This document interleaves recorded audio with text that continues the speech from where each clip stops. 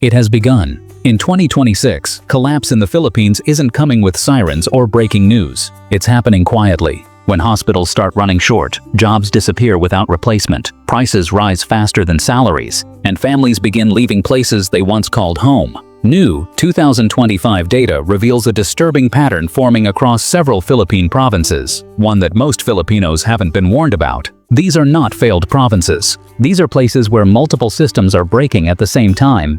If these pressures continue unchecked, millions of lives could be affected, not years from now, but sooner than anyone expects. And the most shocking part? The province under the greatest strain isn't the one people usually fear. Stay with me, because by the end of this video, you'll understand which provinces are nearing a breaking point and why 2026 could change everything. This analysis is based on recent economic, infrastructure, disaster risk, and population trend data from government and international reports. Let's begin the countdown. Number 1. Bukidnon. Bukidnon was long viewed as northern Mindanao's verdant heartland, a hub for agriculture that drew farmers and settlers with its fertile soils and steady harvests, promising self-sufficiency for generations of families. Yet recent shifts have altered that picture. Crop yields have stagnated amid erratic weather, leading to slower job creation in farming cooperatives and related processing. Living costs for essentials like fuel and seeds have climbed without matching wage adjustments, squeezing smallholders. Roads connecting remote barangays remain unevenly paved, delaying goods to markets, while utilities in upland areas face frequent outages during peak seasons. Climate patterns have intensified, with prolonged dry spells and flash floods eroding farmlands more often. Outmigration ticks upward as younger residents seek urban work, thinning community ties. For everyday workers in Valencia or Balay, this translates to tighter household budgets, where school supplies or medical visits stretch finances thinner and seasonal income feels less dependable. Reliable transport lags mean longer commutes or spoiled produce, adding quiet frustrations to daily routines. This doesn't signal an end for Bukidnon. Its natural resources hold potential, but for many middle-income households, these accumulating strains outpace current adaptations.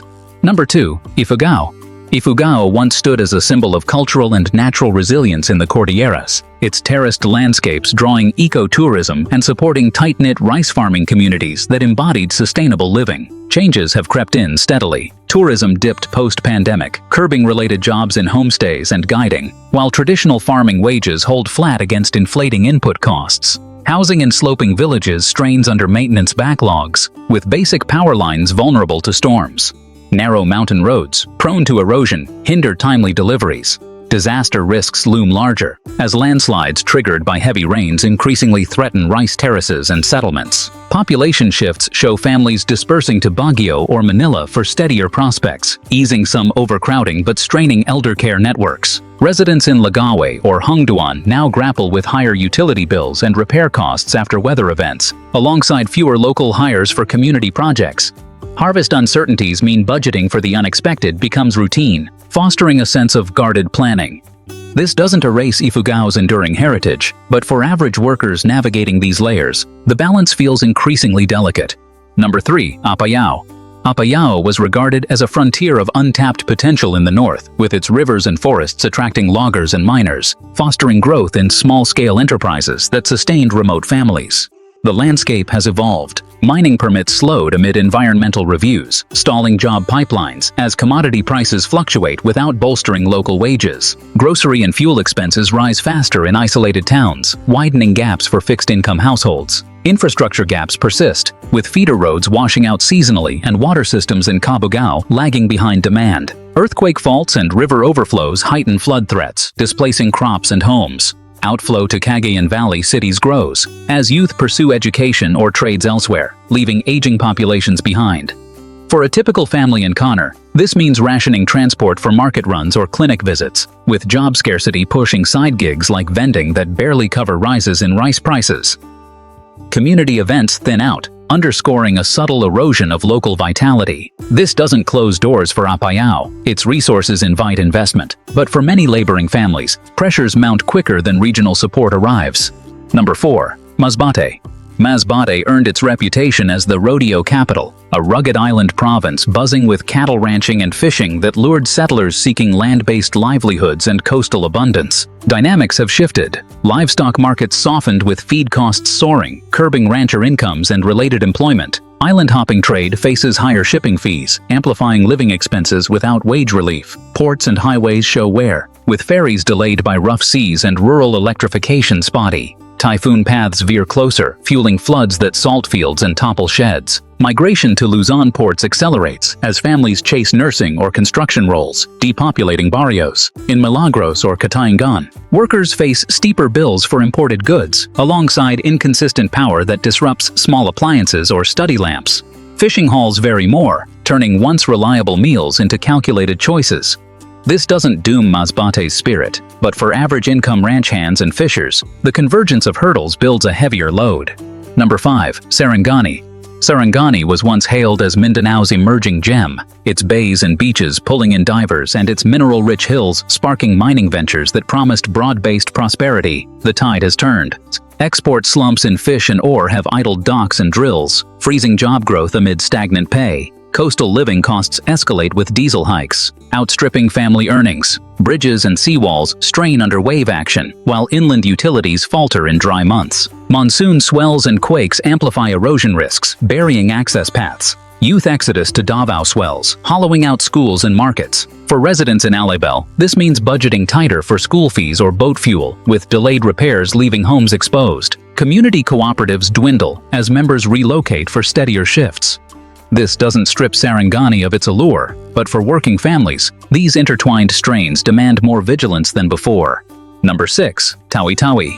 Tawi-Tawi appeared as a serene archipelago outpost, its coral reefs and trade routes drawing pearl divers and merchants, cultivating a niche economy rooted in marine heritage. Alterations mount. Seaweed farming yields falter from warming waters, trimming harvests and wages without offsetting rises in staples.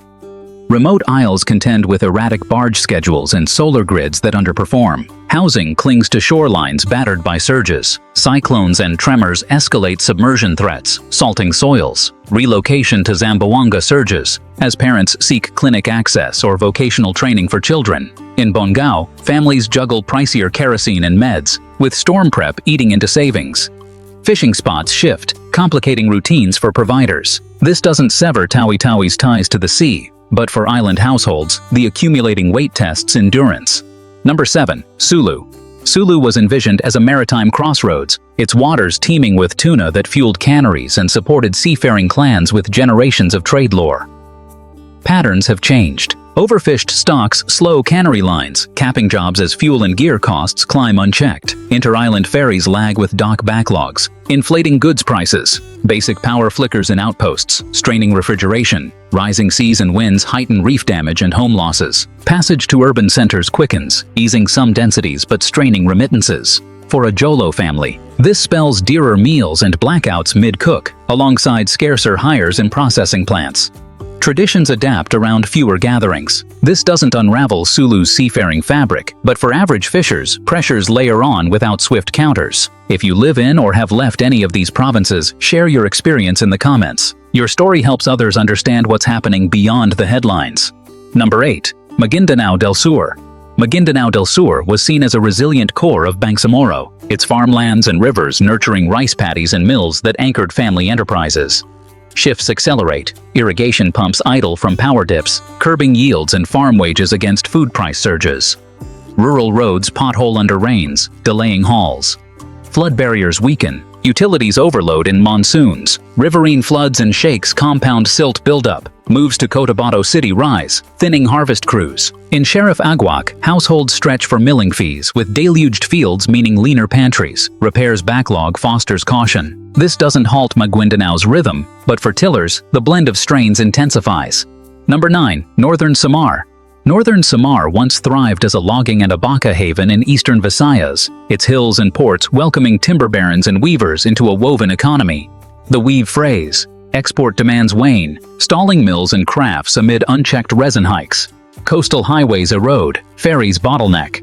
Housing clusters hug shores prone to swells. Typhoons scour paths, quakes rattle holds, drift to Tacloban grows, depopulating looms. In Catarman, artisans face pricier threads, outages halting weaves. Yields dip, routines adjust. This doesn't fray Northern Samar's threads entirely, but for weavers, converging pulls tighten. Number 10. Samar. Samar positioned itself as Visayas' unsung breadbasket, coconut groves and fisheries sustaining coastal villages with exported copra and catches. Ground shifts. Pests and droughts trim palms, jobs linger low as oil soars. Inland tracks flood out, power poles lean, shores encroach, winds whip. Outbound to Cebu swells, vacancies mount. In Basay, copra haulers budget fuel keenly, blackouts spoil nets. Meals measure smaller. This doesn't uproot Samar's roots, but for Grove's keepers, strains entwine deeper. Number 11. Cebu. Experts tracking regional shifts overlooked Cebu for years, pegging it as the archipelago's unshakable engine. Yet in 2026, its systems buckle quickest under a perfect storm of overtaxed tourism recovery, utility blackouts, and unchecked coastal erosion that chokes its ports and beaches. Cebu was the crown jewel of the Visayas, a dynamic province where bustling factories, call centers, and world-class resorts magnetized migrants, entrepreneurs, and families chasing upward mobility in Mactan or the Highlands. What flipped the script? Post-2025 tourism slumps from erratic weather have idled hotels and guides, with service wages frozen as airfare and supply chains inflate living costs. Metro corridors groan with unpaved extensions and voltage drops that halt assembly lines. Housing sprawls into floodplains, straining septic and power grids. Intensified super typhoons scour shorelines, while urban heat traps migrants in vulnerable squats. Recovery hardens as capital favors Manila, outpacing local reinvestments and spurring a brain drain to the capital, where professionals cite congestion and quakes as final straws.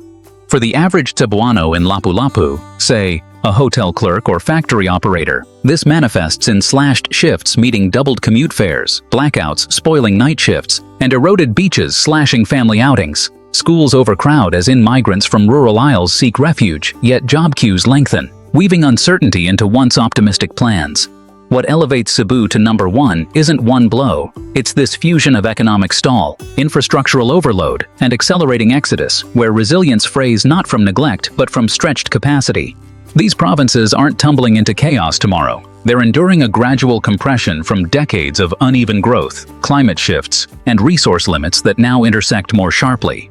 Recognizing these patterns in 2026 equips us, not to dwell in worry, but to advocate for targeted aid, like bolstered irrigation in farmlands or retrofitted roads in hazard zones. For Filipino families charting courses amid these realities, knowledge turns trends into tools, weighing local opportunities against relocation, or amplifying voices for policy tweaks that prioritize workers' stability. This isn't a verdict on any place's worth. It's a call to collective clarity, honoring the quiet strength of communities adapting one step at a time. Like and subscribe to Discovering the Earth for more grounded explorations of our island's stories. Drop a comment. Which pressure resonates most in your region? In the next video, we'll examine Philippine provinces adapting more steadily, where infrastructure investments align with economic buffers, and communities turn risks into resilient models.